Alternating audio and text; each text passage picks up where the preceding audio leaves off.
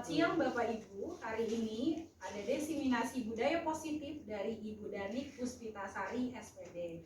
Dengan susunan acara, yang pertama membaca pembukaan, kemudian doa dipimpin oleh Pak Ustadz Chandra, kemudian menyanyikan lagu Indonesia Raya oleh Ibu Nurlita, kemudian diseminasi oleh Ibu Danik Puspitasari, kemudian tanya jawab, dan terakhir penutup.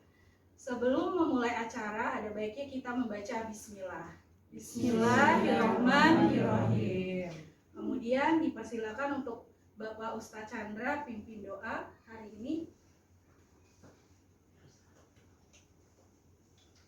Assalamualaikum warahmatullahi wabarakatuh. Waalaikumsalam warahmatullahi wabarakatuh. Marilah Bapak Ibu, sebelum kita mulai acara diseminasi yang dipimpin oleh Ibunda Danik, sebelum itu kita berdoa mudah-mudahan acara ini dilancarkan dan ditertibkan oleh Yang Maha Kuasa. Berdoa mengiyakan masing-masing, dimulai.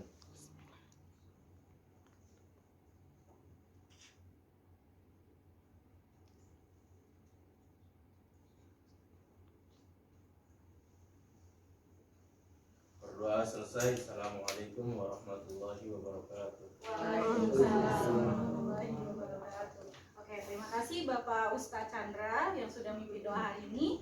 Kemudian selanjutnya kita menyanyikan lagu Indonesia Raya yang dipimpin oleh Ibu Nurlita SPD. Dipersilakan Ibu Nurlita.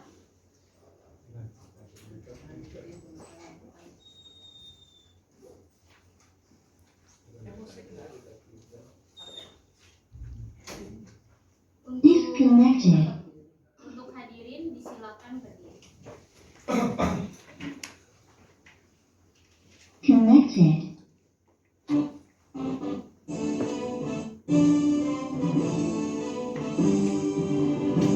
Indonesia tanah airku, tanah tumpah darahku. Di sanalah aku berdiri, jadi pandu hidupku. Indonesia kelaksaanku, bangsa dan tanah airmu. Marilah kita berseru, Indonesia bersatu. Hiduplah tanahku, hiduplah negeriku, bangsaku, rakyatku semuanya. Bangunlah jiwanya, bangunlah badannya untuk Indonesia Raya. Indonesia Raya, merdeka, merdeka, tanahku, negeriku yang ku cinta. Indonesia Raya, merdeka, merdeka, hiduplah Indonesia Raya. Indonesia Raya, merdeka, merdeka, tanahku, negeriku yang ku cinta. Indonesia Raya, merdeka, merdeka, hiduplah Indonesia Raya. Hadirin disilakan. Oke, baik, terima kasih yang sudah pimpin hari ini lagu Indonesia Raya, Ibu Nurlita. Kemudian dilanjutkan kita mendengarkan materi diseminasi budaya positif oleh Ibu Danik Puspitasari SPD. Dipersilakan Ibu Danik Puspitasari SPD.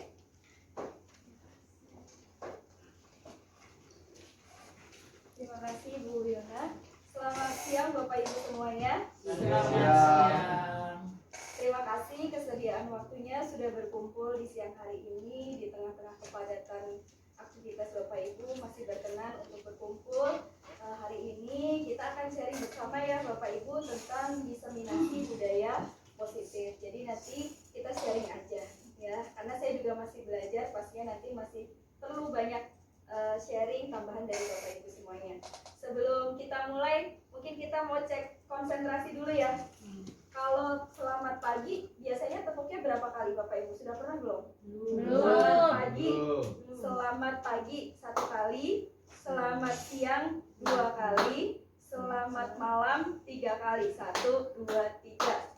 perhatikan kata selamat ya. Selamat pagi 1 kali, selamat siang 2 kali, selamat malam 3 kali. Perhatikan kata selamat. Sudah siap? Siap Bu Guru. Biar semangat dulu ya. Selamat pagi. Selamat pagi. Pagi. Kan nggak ada kata selamatnya.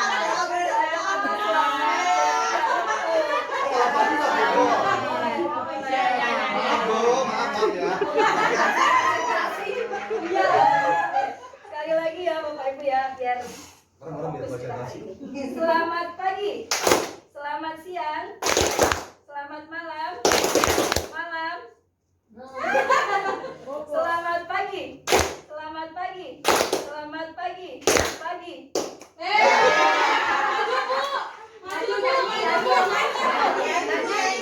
Sekali Bu. Nanti Bu Beben yang bikin kesimpulan ya. Baik Bapak Ibu, kita masuk ke materi hari ini. Mungkin beberapa kali kemarin sudah sempat ya dibahas dari Pak Jiku dan Bu Yuni. Saya akan mengulang beberapa saja. Pertama kita mau cari pengertian kata disiplin. Dari Bapak Ibu ada yang mau mengungkapkan pendapatnya apa itu disiplin dari sudut pandang Bapak Ibu? Disiplin. Siapa? Disiplin. Bu. Ya bukan silakan. Taat aturan. Taat kepada aturan.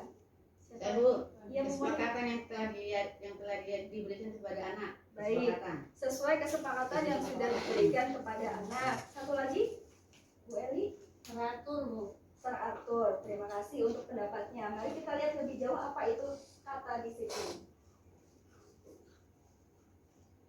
Baik, hari ini materi kita ada lumayan banyak, ada 6. Yang pertama budaya positif, lalu yang kedua disiplin positif dan nilai-nilai kebajikan universal, kebutuhan dasar manusia, 5 posisi kontrol guru, keyakinan kelas, dan segitiga restitusi. Ini bisa menjadi persiapan kita besok mau masuk tahun ajaran baru ya. Kita mau buat keyakinan kelas bersama anak-anak kita. Baik, selanjutnya. Yang pertama kita akan bahas tentang budaya positif.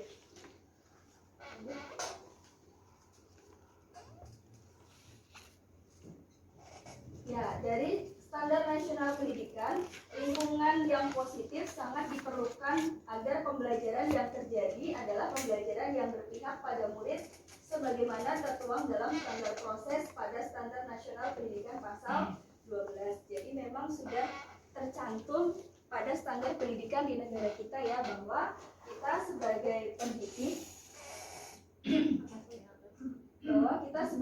pendidik berusaha sebagaimana mungkin supaya kita bisa memfasilitasi pembelajaran yang berpihak kepada murid. Selama ini tentunya sudah sering kita lakukan ya Bapak Ibu, mungkin hanya kita tidak sadar ya, ini jadi hanya teorinya saja. Kita lanjut.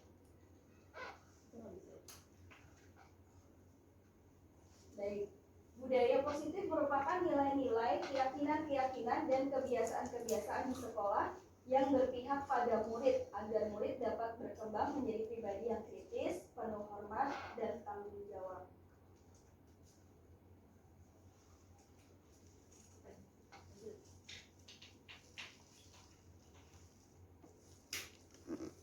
Nah, kita ulang kembali pendidikan menurut Ki Hajar Dewantara. Ki Hajar Dewantara mengumpamakan sekolah sebagai sebuah ladang tempat persemaian bibit agar bibit bisa berkembang secara maksimal. Maka petani dapat memperbaiki kondisi tanah, memelihara bibit tanaman, memberi pupuk dan air, membasmi ulat-ulat atau jamur-jamur yang mengganggu hidup bibit tanaman dan lain sebagainya. Dari uraian tersebut kita memahami bahwa sekolah diibaratkan sebagai tanah tempat bercocok tanam, sehingga guru harus mengusahakan sekolah jadi lingkungan yang menyenangkan, menjaga dan melindungi murid-murid dari hal yang tidak baik. Dengan demikian karakter murid tumbuh dengan baik sesuai dengan profil pelajar Pancasila. Jadi memang murid kita kurang lebih satu kelas kan ada 32 ya. Itu kan karakternya berbeda-beda. Ada tidak karakter yang sangat berlawanan. Di kelas Bu Kiki mungkin Berlawanan. karakternya ada yang saya ini anaknya pendiam, yang ini bagaimana? Ada ya di kelas 1, terutama di kelas rendah ya Bu, rata-rata dia itu belum tahu antara dia belajar sama bermain. Jadi jadi dia merasa ya sekolah itu adalah tempat bermain, dan dia untuk bertemu dan berkumpulnya dengan teman-teman, bukan tempat untuk belajar, karena dia transisi dari PAUD ke SD. Betul sekali. Jadi bagaimana kita harus bisa mengarahkan, walaupun anak ini dia masih dunianya bermain, tetapi di dalamnya harus ada proses belajarnya dengan tahapan yang berbeda-beda. Tadi misalnya ada yang mungkin sukanya sambil bergerak atau sukanya yang membaca, jadi kita harus bisa memfasilitasi mungkin dengan permainan atau dengan kerja kelompok, jadi semuanya bisa termakan. Baik, selanjutnya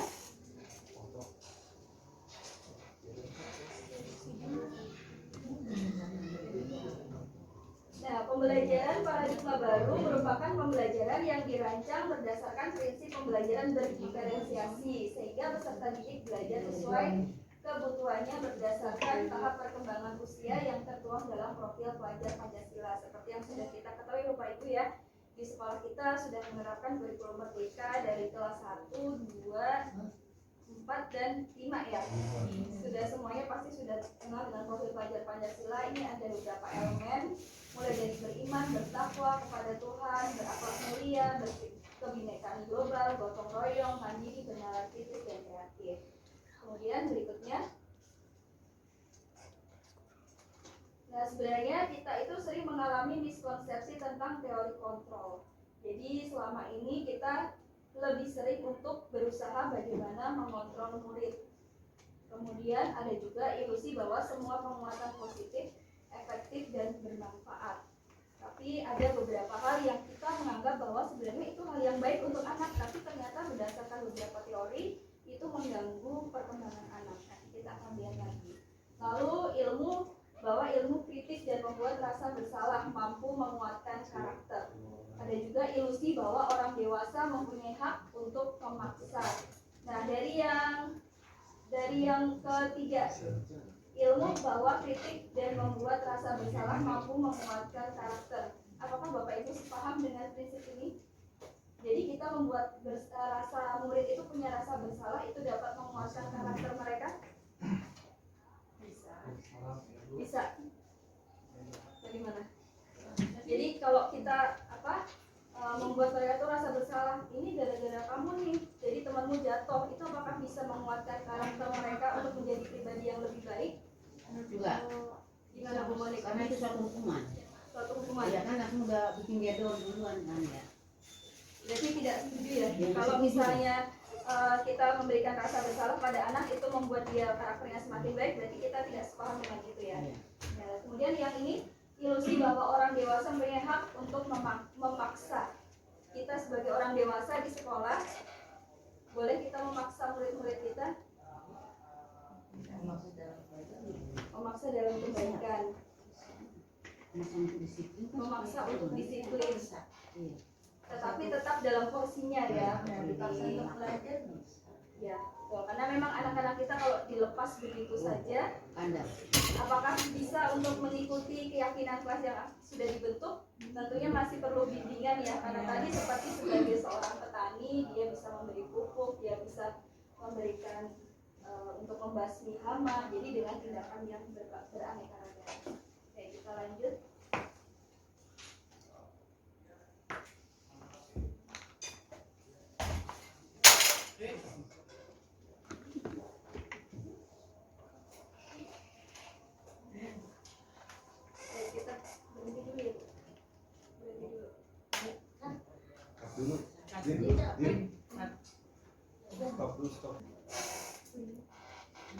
Baik, kita lanjutkan ya Bapak. Nggak ada Bapak ya. Kita lanjutkan ya Ibu-ibu.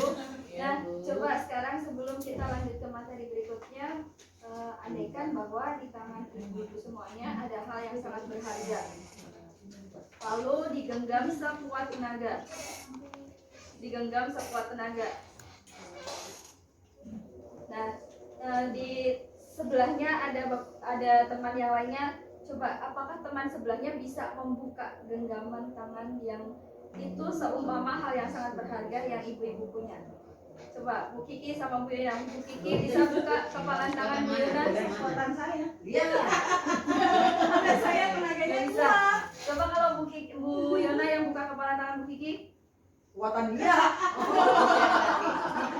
Tenaganya beda ya. Baik, tapi itu ini ya berarti membuktikan bahwa yang bisa membuka kepalan tangan itu hanya diri kita sendiri, orang lain tidak bisa. Nah, kita lanjut bagaimana kita akan mengubah paradigma stimulus respon ke pendekatan teori kontrol. Jadi seperti ini. Stimulus responnya yang pertama adalah realitas kebutuhan kita sama. Tapi kalau teori kontrol yang kita usahakan bersama saat ini adalah kebutuhan kita berbeda. Jadi anak-anak walaupun dia duduk bersama di kelas, usianya mungkin sama tetapi kebutuhannya berbeda-beda. Ya. Yang kedua, semua orang melihat hal yang sama. Tapi kita harus mengubah pandangan kita bahwa setiap orang memiliki gambaran yang berbeda. Oke, kita juga bisa sambil lihat kalau sambil koreksi ya. Itu kan jawaban anak beraneka ragam dan bahkan mungkin ada yang di luar nalar kita ya. Kok bisa dia jawab seperti ini ya? Kemudian yang ketiga, kita mencoba mengubah orang agar berpandangan sama dengan kita. Apakah kita bisa melakukan seperti ini saat ini? Bisa. Mengubah orang agar berpandangan sama dengan kita. Sulit. Ya, kita harus berusaha untuk memahami pandangan orang lain tentang dunia. Bagaimana kita membuat saling keterkaitan sehingga bisa saling menghargai pandangan orang lain. Perilaku buruk dilihat sebagai suatu kesalahan.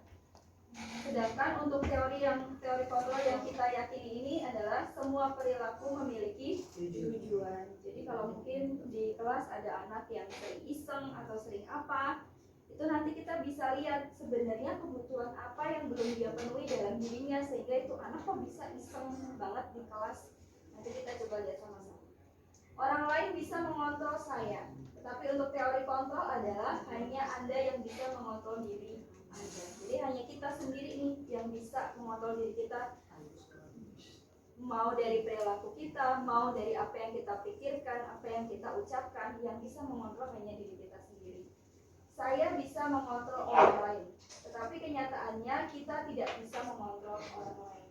Bahkan murid-murid kita pun tidak sepenuhnya bisa kita kontrol. Pemaksaan ada pada saat bujukan gagal. Tapi untuk teori ini, kolaborasi dan konsensus menciptakan pilihan-pilihan baru. Jadi kita akan melatih bagaimana anak-anak ini nanti bisa membuat pilihan-pilihan yang tepat untuk dirinya sendiri. Lalu model berpikir menang atau kalah, sedangkan untuk teori kontrol adalah model berpikir menang-menang. Jadi mental anak semakin dibangun supaya dia bisa menghadapi masa depannya dengan lebih stabil ya untuk mentalnya. Oke, selanjutnya.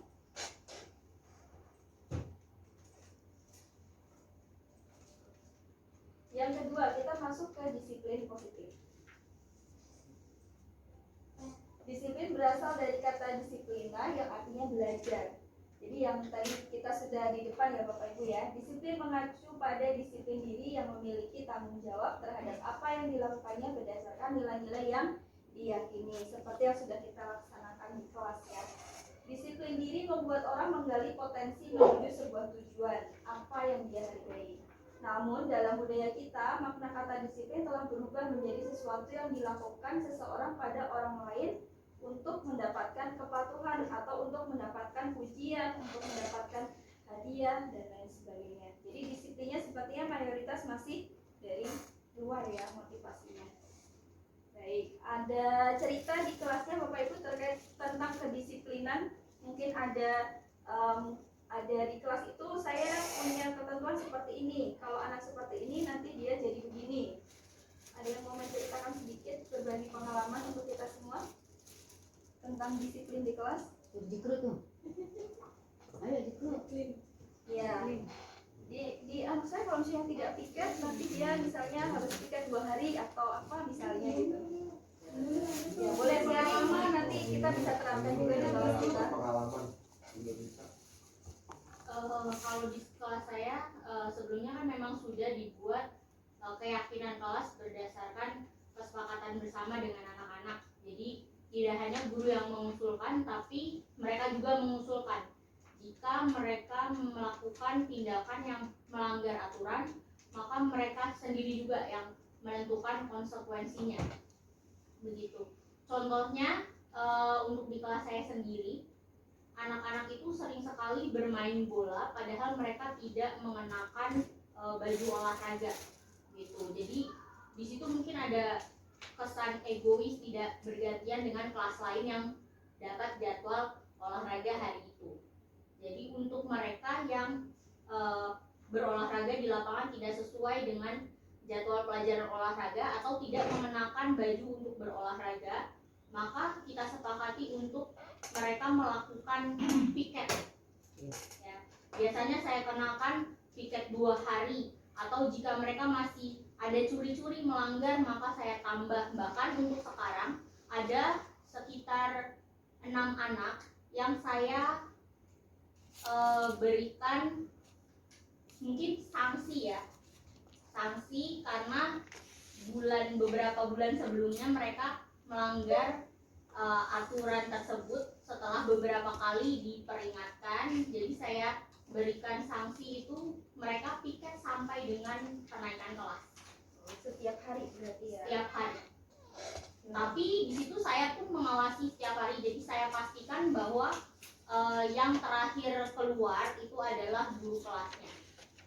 Jadi saya mengawasi mereka, kemudian ketika mereka menjalani pun mereka tidak merasa terbebani karena mereka sudah tahu konsekuensi atas tindakan yang mereka lakukan. Ada berapa kurang lebih anak? 6 anak. Ada 6 dan semuanya laki-laki. Orangnya apakah bergantian atau memang itu saja? Itu saja. Jadi hampir 2 bulanan itu anaknya itu saja.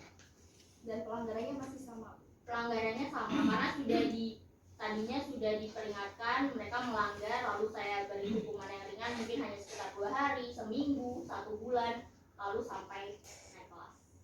Ya, betul sekali ya. Berarti sudah melaksanakan sesuai dengan yang tadi kita bahas ya Bapak Ibu ya, bahwa di kelas kita harus punya keyakinan kelas, bukan lagi tata tertib ya, dimana kita saling menyepakati dari siswa ataupun dari gurunya. Memang itu adalah kunci. Nanti kalau kita sudah punya keyakinan kelas, kita bisa membuat konsekuensinya ya. Anak yang memilih sendiri berarti ya Bu Nurlita ya. Betul. Terus batasan-batasannya biasanya kan ada anak yang yaitu kalau jawab semaunya ya. Bu Nurlita kan kasih batasan nggak untuk konsekuensi yang mereka pilih? Oke. Untuk yang berkata semaunya, misalnya berbicara kasar gitu, tetap ada konsekuensinya. Di kelas itu ketika mereka seperti itu, entah mereka berdiri di depan kelas ataupun waktu itu saya membawa mereka untuk ke kelas lain untuk menyampaikan apa yang mereka lakukan sehingga mereka dapat sanksi disiplin dari wali kelasnya. Dari wali kelas yang Betul. Saya ke kelas lain waktu itu juga pernah ke kelas Budanik, ke kelas Wida dan ke kelasnya Pak Mar ya. Jadi agar mereka punya mungkin rasa malu ya, saya tanamkan rasa malu karena tidak berbuat sesuai dengan keyakinan yang sebelumnya sudah disepakati. betul sekali ya. Karena memang kalau kadang kita juga pakai cara ini belum berhasil, kita coba lagi yang lain lagi, kita coba yang lain lagi. Ya, dan semoga kita tidak lelah mencoba untuk mengarahkan anak-anak ini supaya menjadi pribadi yang lebih baik lagi ya. Baik, terima kasih Bu Nurlita untuk sharingnya. Kita lanjut lagi. Nah, di sini yang dimaksud dengan disiplin positif adalah cara penerapan disiplin yang bertujuan untuk menumbuhkan kesadaran serta memberdayakan peserta didik tanpa imbalan penghargaan, reward, ancaman, ataupun hukuman. Jadi, bagaimana kita menciptakan sebuah suasana yang anak-anak itu bisa melaksanakan keyakinan kelasnya tanpa dia itu mengharapkan sebuah imbalan dalam bentuk barang ataupun dalam ujian ya. Jadi yang harus kita usahakan bersama-sama.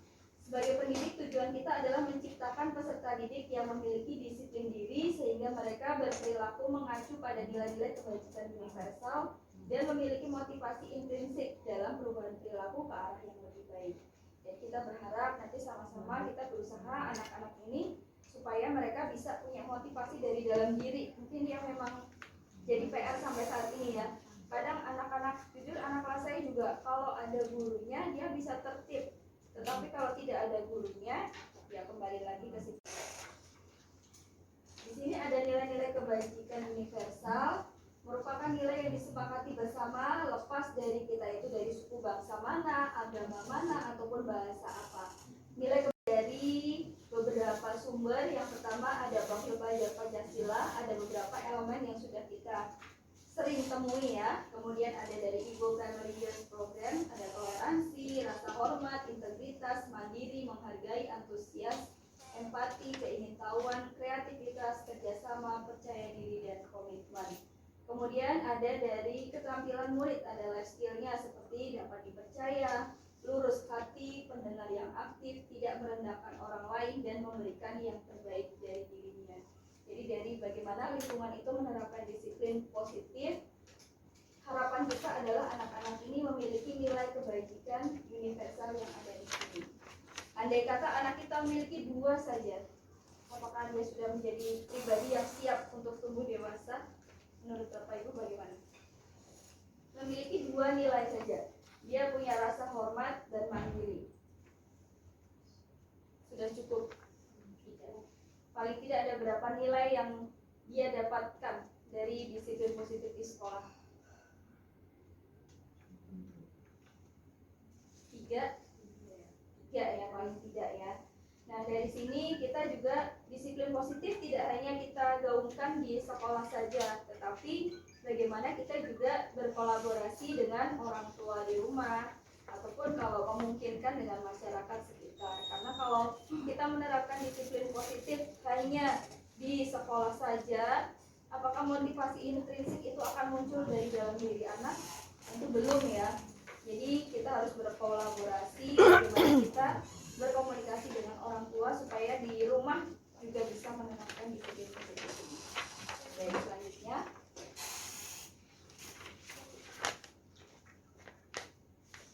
kita akan melihat, jadi anak-anak yang mungkin anak ini di kelas dia sering ngumpetin barang temennya, atau dia itu sering, biasanya ada yang bilang cepu ya, ngadu. Nah ini ternyata ada kebutuhan dia yang belum terpenuhi. Di sini ada 5 kebutuhan dasar manusia. Kita akan lihat lagi kebutuhannya apa saja. Nah, kebutuhan dasar manusia adalah segala sesuatu yang kita lakukan untuk mendapatkan apa yang kita inginkan. Seluruh tindakan yang kita lakukan memiliki tujuan tertentu, dan semua usaha terbaik yang kita lakukan adalah dalam rangka agar kebutuhan dasar kita terpenuhi dengan baik. Jadi ada anak yang nakal itu sebenarnya ada kebutuhan dasarnya yang tidak terpenuhi. Jadi dia seperti itu, tetapi dia juga punya alasan kenapa itu anak bisa jadi iseng, atau bisa jadi dia suka ngadu-ngadu ke gurunya, atau dia suka sombong. Itu pasti ada nilai yang kurang, kebutuhan yang belum terpenuhi dalam dirinya. Oke, selanjutnya.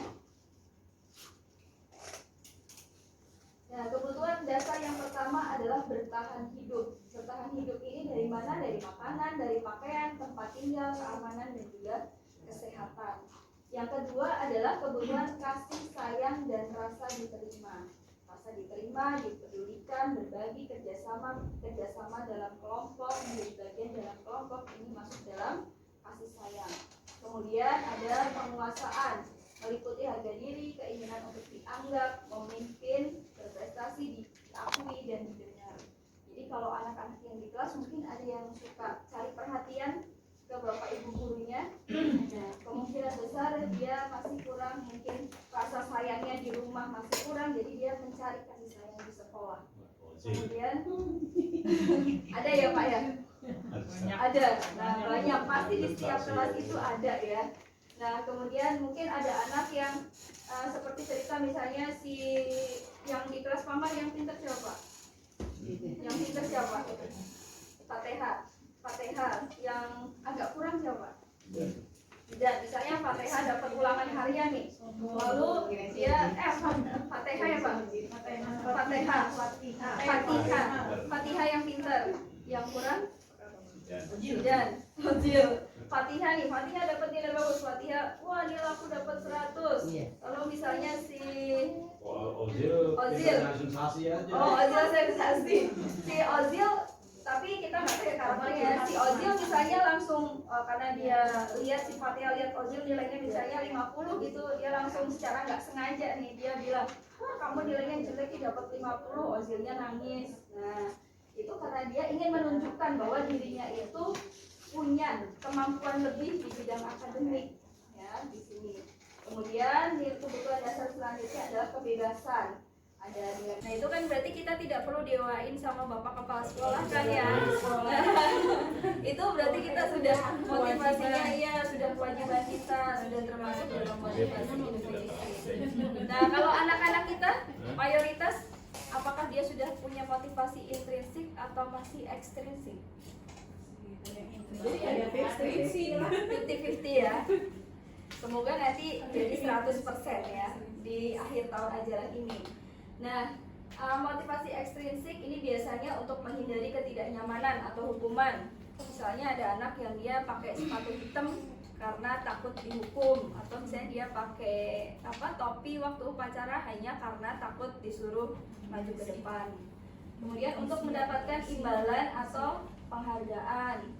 Misalnya kita kan sering ada kuis ya, sering ada kuis di kelas, terus biasanya kita sediain permen atau apa, itu sebenarnya juga kurang baik untuk anak-anak karena ini masih masuk ke motivasi ekstrinsik ya. Tapi kemarin sempat dijelaskan juga oleh fasilitator itu sebenarnya menurut Bapak Ibu untuk saat ini apakah kita masih boleh memberikan penghargaan atau reward ke anak-anak? Boleh. Masih boleh. Karena beberapa kemarin dari ada yang sharing dengan teman-teman itu ada yang bilang nggak boleh, sekarang nggak boleh ada reward sama punishment, tetapi ada penjelasannya lagi. Sebenarnya kita boleh memberikan reward, kita boleh memberikan penghargaan, tetapi dengan porsi yang sesuai, jangan berlebihan seperti itu. Jadi anak-anak tidak mengandalkan imbalan yang kita inginkan, mengharapkan apa yang akan dia terima setelah dia melakukan sesuatu. Nah, kita berharap murid-murid kita di sini, iya, kita berharap di sini untuk anak-anak itu punya motivasi intrinsik untuk menjadi orang yang mereka inginkan dan menghargai diri sendiri dengan nilai-nilai yang mereka percaya. Ya, kita lanjut. Oke, habis ini ya nih ya. Nah, ini ada yang namanya hukuman, konsekuensi, dan restitusi. Dari beberapa sudah ada ya yang kemarin juga menerapkan restitusi ini sepertinya saya lihat. Yang pertama, hukuman itu tidak terencana atau tiba-tiba. Murid tidak tahu apa yang akan terjadi dan dia tidak dilibatkan, bersifat satu arah berupa hukuman fisik atau psikis. Kalau konsekuensi terencana, disepakati sesuai peraturan dan murid tetap dibuat tidak nyaman dengan hal itu. Dan sikap guru selalu memonitor murid. Dan yang terakhir inilah yang kita harapkan bisa kita laksanakan bersama-sama dengan restitusi, di mana kita bisa mencoba untuk melaksanakan sebuah diskusi dengan siswa dengan cara menciptakan kondisi murid supaya dia bisa memperbaiki kesalahannya sendiri, dan proses kolaboratif yang mengajarkan murid untuk mencari solusinya sendiri. Seperti tadi yang di kelasnya Bu Nurlita ya, kalau dia olahraga main bola tidak menggunakan baju olahraga, maka konsekuensinya tadi udah milih sendiri ya Bu, itu dia akan piket kelas. Ya, betul sekali. Oke, tadi ada yang request mau apa Nuh? Yel-yelnya apa?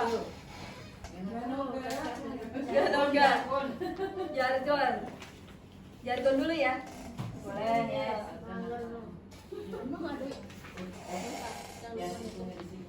SDN Pulau Gadung 03. Oh, siapa kita? SDN Pulau Gadung 03. Siapa kita? Ganoga. Cerdas, terampil, berakhlak mulia. Yes. Boleh sekarang berhadapan dengan teman sebelahnya. Berhadapan.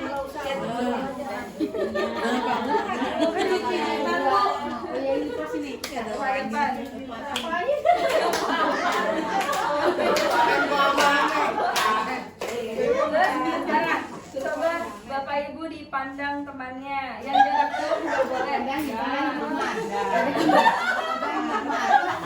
Jangan mudah dalam memandang. Boleh bertiga. Siapa? Monik sama Budian boleh bertiga. Dipandang temannya selama 30 detik ya. Sambil tersenyum, berikan senyuman untuk teman sebelah.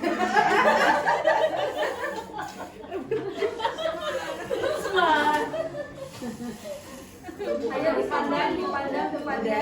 Sudah? Oke, terima kasih. Bisa kembali lagi ke depan. Pandangan doang.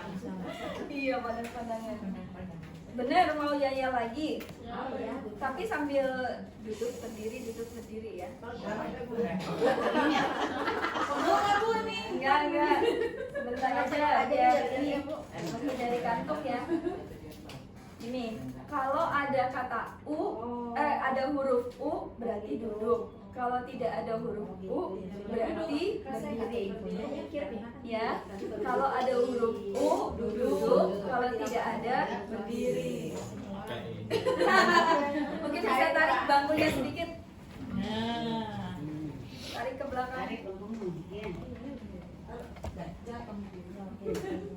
Buah. Apa tadi? Buah duduk. Ada O. Kalau ada huruf U berarti tetap duduk. Kalau tidak ada huruf U-nya berdiri. Kita coba ya, ini percobaan dulu. Sudah siap? Iya. Pisang. Ikutin Jeruk. Ada buku.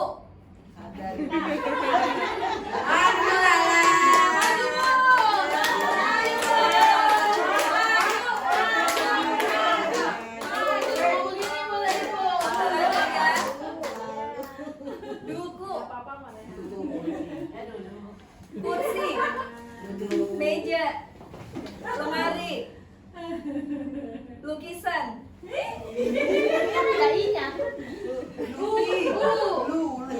Kan ada U-nya. Ya nggak perjanjian nih. enggak ingat perhatian.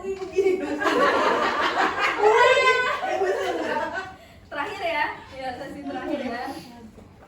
Komputer. Ada komputer. Jam dinding. Bunga. Laut. Udah cukup ya. Coba Dani. Baik, kita lanjut. Harusnya diri duduk gitu biar kayak Mbak. Itu pasti yang salah. Baik, kita lanjut ke 5 posisi kontrol guru. Jadi kita sebagai guru punya 5 posisi kontrol. Yang pertama, kita sebagai penghukum. Nah, saat ini kita lebih banyak di mana? Kita akan lihat sama-sama ya. Pembuat rasa bersalah, Semuanya kayaknya. pemantau, teman, atau manajer. Manajer. Yang paling kita harapkan sebagai seorang guru kita berada di posisi yang mana? Harusnya manajer. Tapi memang kita harus berusaha untuk sampai ke posisi manajer. Ya, kita lanjut dulu.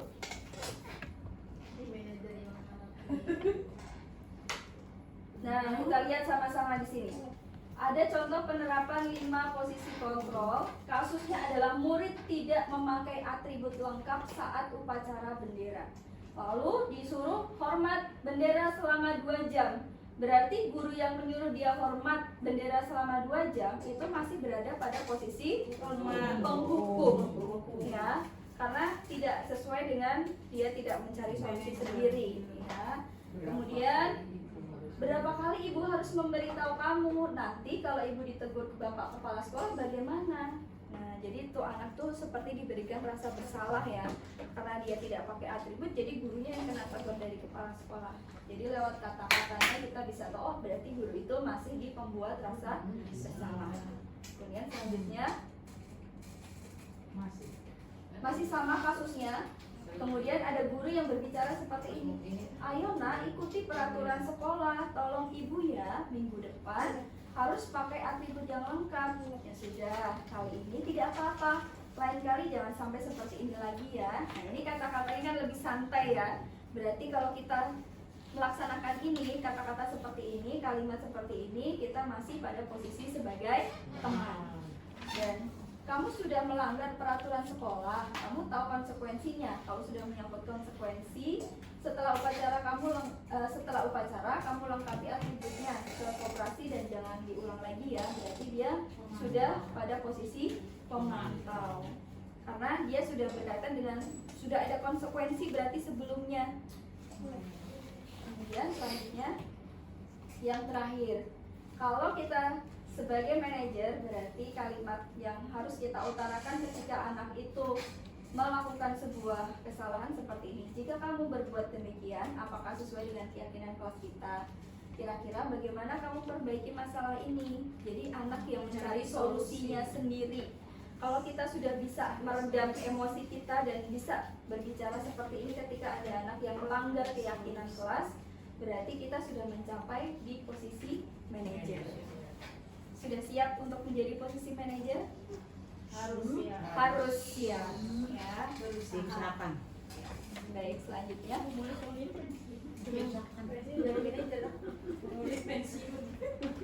nah, ini ada posisi kontrol. Apakah aku, kalau kita berbicara seperti ini, saya kecewa sekali dengan kamu. Dari 5 tadi, kira-kira kita ada di posisi mana? Yang memberi rasa bersalah. Apakah pemberi rasa bersalah, penghukum, manajer, yang mana? Pemberi rasa bersalah ya. Saya kecewa sekali dengan kamu. Saya kecewa sekali kamu sudah melupakan atau tidak mengerjakan tugas hari ini, tidak mengerjakan proyek yang ibu berikan. Berarti kan itu si anak jadi merasa bersalah karena membuat gurunya bersedih. Ya, jadi ini posisi kontrol gurunya masih sebagai pembuat rasa bersalah. Baik, selanjutnya.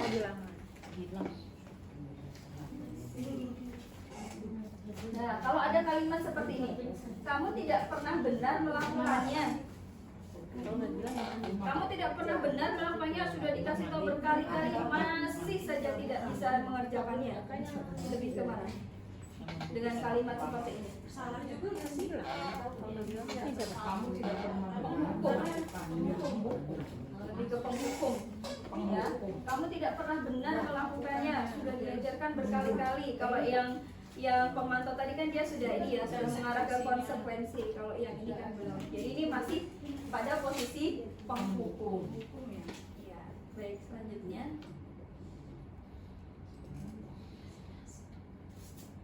Nah, apa rencanamu untuk menyelesaikan masalah ini? Yang mana posisi kontrolnya? Apakah dia penghukum, pemberi rasa bersalah? Ya, manajer. Ya, betul sekali. Karena sudah rencananya apa? Kalau kamu memikirkan rencananya. betul, anak memikirkan rencananya. Bagaimana cara memperbaiki dirinya atas kesalahan yang dia perbuat. Baik, berikutnya. Nah, ayolah lakukan demi ibu ya nak. Betul. Ini lebih ke posisi kita menjadi seorang teman. Betul sekali. Baik, lanjut. Ya, kadang kan kita kalau yang kelas kecil begitu ya Bu. Ayo, kamu anak pinter, anak ibu, anak yang sayang, seperti itu ya. Jadi kita posisi teman ya. Betul sekali. Yang selanjutnya, kamu tidak pernah mendapat nilai jika tidak mengerjakan tugas. Yang mana? Kamu tidak pernah mendapat nilai. Kamu tidak pernah mendapat nilai jika tidak mengerjakan tugas. Pada nilai karena mengerjain tugas. Menghukum. Iya, karena nggak dapat nilai. Apakah di sini karena ada tidak mengerjakan tugas, makanya dia tidak dapat nilai. ada sebab akibatnya? Ada. Tapi ini juga bisa masuk ke Konsekuensi. pemantau ya. Pemantau. Kalau dia tidak mengerjakan tugas, maka dia Tidak mendapat nilai. Oh, itu konsekuensi. kalau sudah mengarah ke konsekuensi, tapi kan ini berarti sudah gurunya yang mengungkapkan loh konsekuensinya ini. Kalau yang manajer kan berarti ada tadi sebab akibat. ya, kalau manajer kan dia suruh cari sendiri Cari solusinya. solusinya. Kalau ini gurunya yang mengungkapkan. Baik, selanjutnya. Nah, ini awal tahun ajaran baru, kita sama-sama akan membuat keyakinan kelas ya di tahun ajaran baru ini. Kita ulas sebentar tentang keyakinan kelas. Nah, mengapa keyakinan kelas itu bukan sebuah peraturan kelas? Ada yang mau mengungkapkan pendapatnya, bedanya apa sih keyakinan kelas sama peraturan kelas? Kalau Nah, Bu Kiki boleh silakan. kalau keyakinan itu kita pingin apa sih yang kita pinginkan di kelas itu gitu kan. Maksud kita kesepakatan bersama. Tapi kalau peraturan itu kan sudah tertulis, misalkan tidak boleh buang sampah sembarangan. Itu kan ya peraturan tertulis ya. Tapi kalau kita keyakinan, ketika ada apa yang kita harus apa yang harus kita lakukan. Berarti beserta solusinya. Ah, Oke. Ada lagi yang lainnya? Kalau Febriana? peraturan yang mungkin itu kan gurunya yang membuat ya. Peraturan tidak boleh ini, tidak boleh itu kan lebih ke gurunya. Tapi kalau keyakinan mungkin itu kan kita kesepakatan bersama, berkolaborasi dengan anak. Keyakinan, yakin nih, kita yakin kan nih anak-anak melakukan ini gitu kan. Misalnya tidak membuang sampah, yakin kamu bisa. Nah, keyakinan kelas mungkin seperti itu ya perbedaannya. Iya, betul sekali ya. Jadi jawaban Bu Kiki sama Bu Yona saling melengkapi ya. Jadi kalau peraturan itu dari satu orang doang nih, gurunya yang bikin peraturan nih. Peraturan di kelas ibu harus seperti ini, seperti ini, seperti ini ya. Tapi kalau keyakinan itu lebih ke supaya sama-sama nyaman. Kita sebagai guru nyaman, anak-anak belajar di kelas juga nyaman. Jadi bagaimana kita nanti akan membuat sebuah keyakinan yang mungkin nanti yang kelas bawah beda ya keyakinan dengan yang kelas atas ya. Ya kalau yang kelas bawah mungkin nanti kalimatnya bisa lebih sederhana dan jangan terlalu banyak juga ya. Kita lanjut dulu Bu.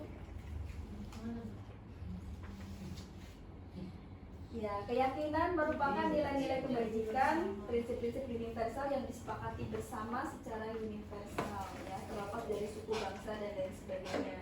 Nah, seseorang akan lebih tergerak dan bersemangat untuk menjalankan keyakinannya daripada hanya sekedar mengikuti serangkaian peraturan karena merasa bahwa dirinya juga sudah menentukan hal itu, dia sudah memutuskan. Jadi niatnya atau harapannya orang-orang yang sudah menyepakati dapat melakukannya dengan sungguh-sungguh.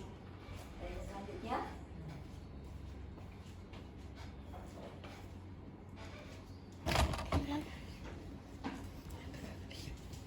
next.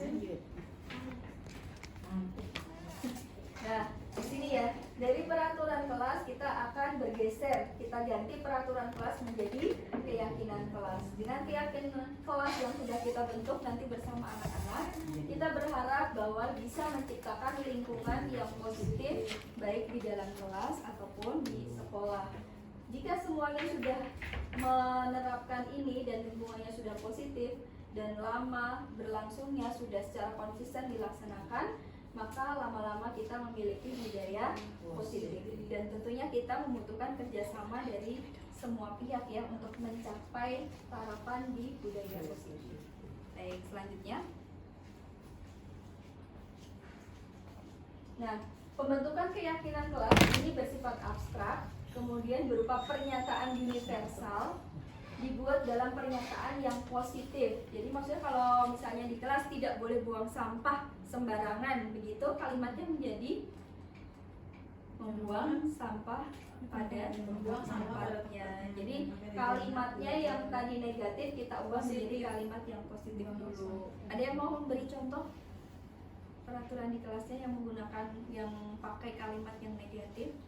Jangan mencoret-coret. Nah, jangan mencoret-coret tembok. Berarti bisa diganti apa? Kalau yang universal, tembok, meja, kursi itu kan fasilitas kita dari sekolah ya. Berarti Jagalah fasilitas. menjaga fasilitas kan ada. iya, Jagalah fasilitas sekolah. iya betul. Jagalah Jagalah, fasilitas, mari kita jagalah jagalah fasilitas fasilitas sekolah atau menjaga menjaga fasilitas sekolah bersama-sama seperti itu. Ada yang lainnya? Ini dari kelas bawah ya, dari kelas tinggi. Kemudian Tidak boleh berbicara kasar. tidak boleh berbicara kasar. Negatif ya. Ya, nanti harus kita ubah dulu ke dalam pernyataan positif. Kata tidaknya dihilangkan. Berarti berbicara dengan ya, sopan. berbicara dengan sopan. Betul. Kemudian keyakinan kelas kita buat kenapa universal, supaya jumlahnya tidak terlalu banyak. Karena kalau terlalu banyak nanti anak-anak ini lupa, susah diingatnya. Ya, jadi kita buatnya tidak langsung pada poinnya, tapi kita bikin yang secara umum supaya ini ya, supaya keyakinan kelasnya sedikit, tidak terlalu banyak. Dan sesuai dengan kondisi kelas dan sekolah sehingga mudah kita terapkan. Lalu tentunya butuh dukungan dari semua warga sekolah atau warga kelas dalam membuat keyakinan kelas. Dan apakah keyakinan kelas yang sudah kita buat berarti di bulan Juli ya? Juni atau Juli kita masuk? Juli. Di bulan Juli kan kita buat keyakinan kelas. Apakah di bulan Agustus keyakinan kelasnya akan sama seperti itu? Bagaimana? Apakah itu nanti sampai bulan Desember keyakinan kelasnya akan sama? Berbeda ya? Enggak juga. Iya, betul, kondisional ya. Karena kita ini bersedia meninjau kembali keyakinan kelas dari waktu ke waktu. Kalau ada keyakinan kelas yang sekiranya terlalu berat atau yang memang sulit dilaksanakan, bisa kita revisi lagi ya, supaya jadi lebih baik sesuai dengan anak-anak dan waktunya dan lain sebagainya.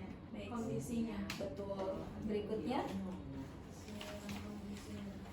Bu Nurita, tolong. Nah, ini dia segitiga restitusi. Ini yang kita akan coba bersama-sama nanti kita terapkan. Saya sendiri juga masih belajar tentang segitiga restitusi.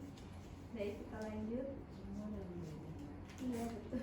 Ini adalah suatu proses dialog yang dijalankan oleh guru dengan tujuan menghasilkan murid yang mandiri dan bertanggung jawab. Jadi dalam segitiga restitusi itu ada 3 tahapannya. Yang pertama adalah menstabilkan identitas, lalu validasi tindakan yang salah, dan yang ketiga kita menanyakan keyakinan. Nah, untuk mencari solusinya tadi, misalnya anak yang tidak bawa atribut, harus bagaimana ini supaya minggu depannya dia bawa. Nah, ini dia nanti di sini kita tanyakan apa yang akan dia lakukan. Misalnya ada anak yang terlambat, itu kita bisa tanya tuh, kira-kira apa yang bisa kamu lakukan untuk tidak melakukan kesalahan lagi. Nah, itu di tahap yang ini, menanyakan keyakinan. Baik, kita lanjut. Tahap yang pertama adalah menstabilkan identitas. Berdasarkan prinsip membuat kesalahan adalah bagian dari proses pembelajaran. Jadi di tahap ini kita melihat bahwa seorang anak yang melanggar keyakinan kelas itu hal yang wajar ketika dia membuat sebuah kesalahan. Karena dengan dia membuat kesalahan, dia belajar bagaimana berproses menjadi pribadi yang lebih baik. Nah, kata-katanya seperti ini. Yang pertama, bisa berbuat salah itu wajar. Tidak ada manusia yang sempurna. Ibu dan bapak juga pernah melakukan itu. Jadi seperti kita itu masuk ke dunianya dulu, supaya dia itu mau mengungkapkan sebenarnya apa sih yang menjadi alasan dia berbuat demikian. Ibu bapak tidak mau mencari siapa yang salah, tetapi ibu bapak ingin mencari solusi dari permasalahan ini. Kamu berhak merasa begitu. Jadi supaya anak ini juga punya nilai diri, dia bisa merasa bahwa dirinya ini tetap berharga. Jadi kita membuka dengan percakapan seperti ini. Baik, selanjutnya tahap yang kedua adalah validasi tindakan yang salah. Ini berdasarkan prinsip setiap perilaku berupaya memenuhi suatu kebutuhan tertentu. Seperti yang tadi ya, ada kebutuhan ingin diakui, penguasaan, kasih sayang, bertahan hidup, rasa senang. Kamu pasti punya alasan mengapa melakukan hal itu. Jadi seperti siapa yang sering marah-marah? Juna ya waktu itu ya. Nah, itu ya memang komunikasinya agak susah ya, tapi ya mari kita coba lagi dan lagi. Ketika kita validasi bahwa dia itu iya ibu juga kesel kalau temannya seperti itu kan tadi yang awal ya. Terus nanti kita validasi, tapi kamu kalau melakukan seperti ini juga tidak benar seperti itu. Padahal kamu bisa melakukan hal yang lebih buruk dari ini ya, tetapi kamu tidak melakukannya. Itu kita validasi tindakannya dulu. Kamu patut bangga karena telah melindungi sesuatu yang penting buatmu. Kamu melakukannya karena mempertahankan sesuatu yang penting bagimu kan. Jadi kita validasi tindakannya dulu. Selanjutnya, yang tahap ketiga adalah menanyakan keyakinan. Ini berdasarkan prinsip teori kontrol bahwa pada dasarnya kita termotivasi secara intrinsik. Apa keyakinan kelas kita? Kita lihat lagi, balik lagi. Jadi kita harus punya keyakinan kelas kalau kita mau menerapkan segitiga restitusi. Nilai-nilai apa yang telah disepakati bersama? Seperti apa gambaran sebuah kelas yang ideal menurut kamu? Kamu ingin menjadi orang yang seperti apa? Nah, kalau kita sudah punya keyakinan kelas, maka kita bisa menerapkan dialog seperti ini untuk anak-anak. Karena kuncinya di keyakinan kelas tadi. Baik, selanjutnya. Nah, ini adalah contoh penerapan segitiga restitusi yang kemarin saya berkolaborasi dengan muridnya Bu Dinda. Tapi sebelum ke sini, apakah ada yang mau bertanya dulu? Bu Kiki mau nanya kan? Boleh, silakan. Kalau tentang disiplin ya, yang itu kan kayaknya kalau kelas rendah itu agak sulit ya, maksudnya untuk diterapkan karena saya juga mau bertanya apakah untuk kelas 1 itu bisa atau enggak ya? Yang untuk segitiga restitusi atau disiplin positif? Ya disiplin positif itu. Soalnya kan kalau kita buat peraturan atau keyakinan gitu kan terkadang anak kelas rendah itu kayak ngerasa apa sih keyakinan Bu? Apa sih disiplin gitu. Jadi belum kesana gitu. Kalau dengan adanya seperti ini apa sih namanya, apa yang terbaik yang Bu Dani berikan khususnya untuk di kelas rendah, penanamannya gitu untuk kita ini sebagai guru kelas rendah seperti apa sih yang untuk bisa meyakini anak itu ini loh disiplin positif, ini loh apa keyakinan yang kita kelas yang kita harus jalani. Dari tadi bingung kira-kira kelas Gimana itu caranya? gimana ya caranya? Kalau untuk kelas rendah ya. Coba jawab ya Bu Kiki ya. kan Nanti sharing. kalau ada teman-teman yang mau menambahkan boleh sekali ya. Kalau saya untuk kelas rendah ini memang kalau kita harus menuruti kata-kata di sini kan memang agak ketinggian ya. Dia sulit untuk memahaminya. Apalagi dengan kata keyakinan kelas, kesepakatan kelas, itu kan bingung ya arti katanya apa. Kalau saya mungkin memberikan gambaran target itu kan berarti kita ada kurang lebih 5 bulan ya Bu yang efektif untuk belajar. Jadi di kelas 1 misalnya di bulan Juli kita mau mencapai apa dulu nih? Misalnya anak-anak mau buang sampah pada tempatnya gitu ya, menjaga kebersihan kelas gitu ya. Menjaga kebersihan kelas. Nah, selama 1 bulan itu kita menanamkan bahwa anak-anak harus bisa menjaga kebersihan kelas dengan apa misalnya tidak mencoret-coret tembok, terus misalnya tadi buang sampah pada tempatnya, mengembalikan benda pada posisinya semula. Itu jadi selama sebulan. Kalau saya sama anak saya mungkin kata-katanya tidak kesepakatan ya, tapi kalau ada permainan yang tahu deal or no deal itu, jadi saya pakai kata-kata itu, deal ya Dek, kita nanti kalau mainannya sudah selesai kamu harus beresin ya gitu. Jadi kalau anak saya masih seperti itu, jadi pakai kata deal ya, sepakat ya, kita sepakat kita bulan ini kita mau belajar jadi anak yang menyukai kebersihan dengan cara apa misalnya iya seperti itu. Mengajak, menyepakati. Ya, terus mungkin nanti di awal pembelajaran kan biasanya suka ada ketemu sama orang tua ya. Mungkin bisa disampaikan programnya kalau di bulan Juni kita akan bersama-sama supaya anak-anak itu memahami bagaimana menjaga kebersihan diri. Mungkin ya kalau kelas 1 ya Bu, kebersihan diri, sikat gigi, telinga dan lain-lain itu mungkin bisa disampaikan ke orang tua juga. Jadi orang tua juga ikut kerjasama dalam menerapkan disiplin positif itu. Terus bulan kedua nanti apa misalnya menjaga kebersihan kelas, kebersihan diri, kebersihan kelas. Yang ketiga misalnya berkata jujur bulan ketiga gitu. Jadi tidak usah terlalu baik selama 1 bulan gitu. Mungkin itu yang saran dari saya ya. Mungkin ada yang lain dari yang lain boleh menambahkan, boleh melengkapi atau ada yang kurang sesuai. Udah pas lah. Pas. Bagus, pas aja udah pasti pas. Pas, cukup. Ada lagi? Udah pas. Boleh sharing juga boleh. Silakan.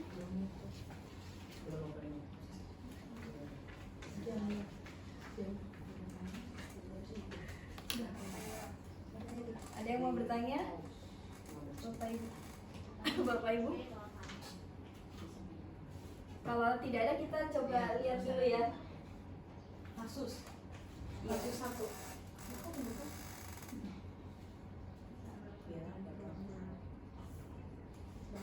Jadi suaranya ya? Suaranya mana?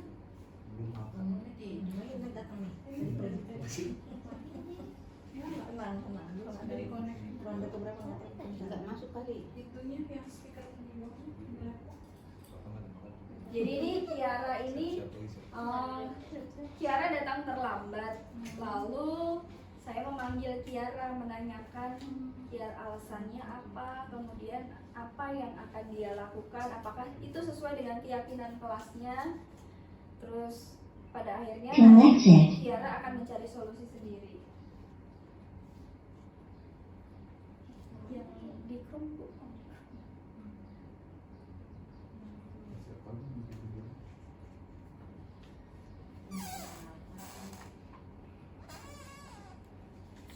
Disconnected. Kayaknya bisa ya. Kayak di tempat saya. Kalau bisa pakai ini. Ruangan saya bagus ya buat studi. Itu keindahan ya, keindahan. Itu tidak ada yang dibuat-buat berarti ya untuk video. Ruangan saya jadi ruang sinetron tersanjung.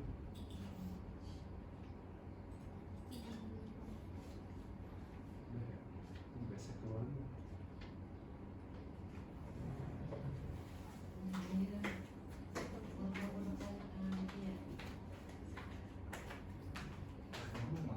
Pakai speakernya dulu aja.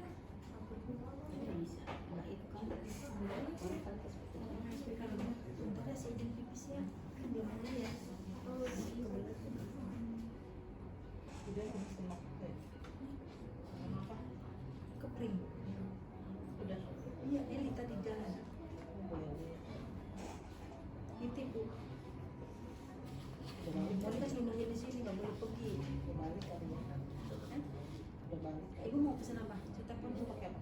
Saya pakai bolanya karet aja. Pakai masuk hari.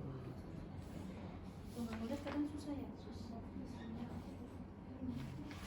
Tidak habis. Masih pakai ayam aja.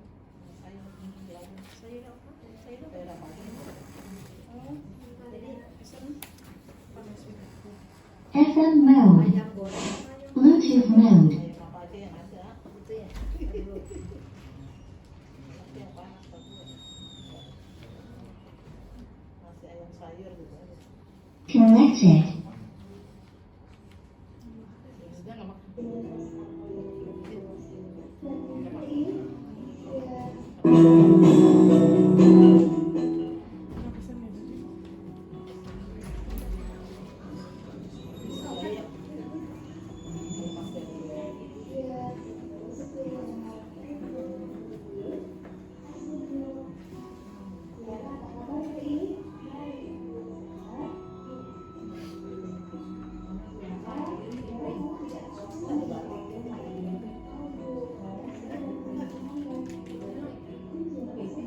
Nah, ini kita sudah masuk ke tahap menstabilkan identitas tertentu.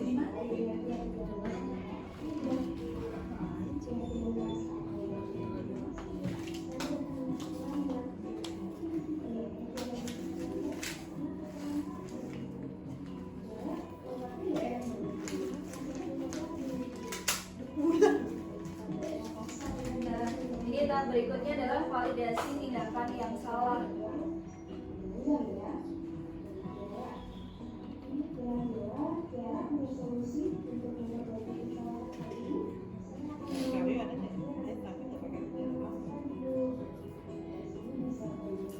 Yang terakhir menanyakan keyakinan.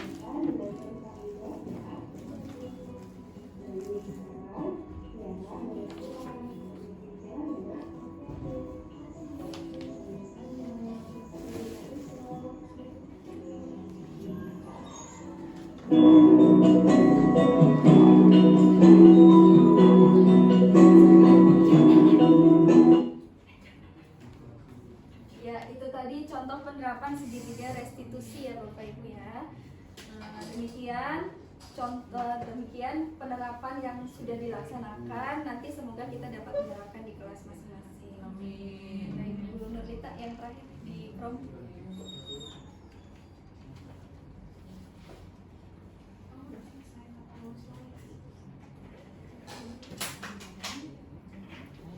Nah, sebagai penutup Disconnected. Connected. sebagai penutup dalam diseminasi ini, hendaknya kita sebagai guru memiliki standar kepribadian, profesional, dan sosial yang baik, di mana guru mampu merefleksi dirinya dalam posisi kontrol saat ini. Bagaimana perjalanan dirinya sebagai among atau sebagai manajer yang menuntun murid-muridnya menjadi insan yang mandiri, merdeka, dan bertanggung jawab.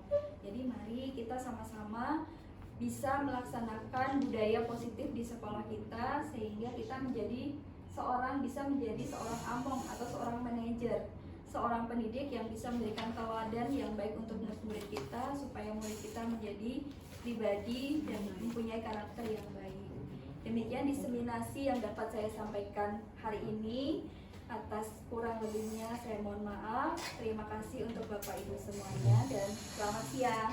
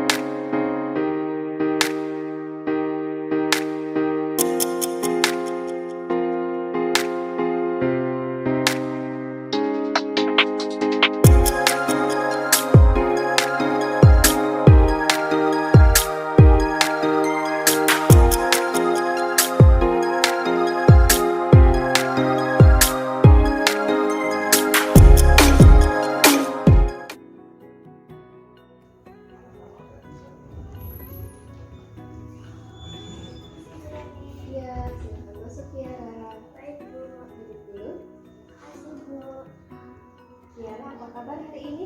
Baik, Sehat? Alhamdulillah. Tiara, kamu tidak alasan kenapa diam hari ini? tahu Bu, karena saya datang terlambat Bu. Jadi Tiara sampai di sekolah jam berapa? Jam 7:30 pagi Bu. Apakah itu sesuai dengan keyakinan kelas kita? Tidak Bu, Keyakinan kelas apa yang tidak kamu laksanakan? saya datang terlambat Bu. Kenapa Tiara bisa terlambat? Karena terkena macet Bu. Tiara, lewatnya daerah mana hari ini? Pasar Pulau Gadung Bu. Betul sekali, daerah pasar ya, berarti memang biasanya padat.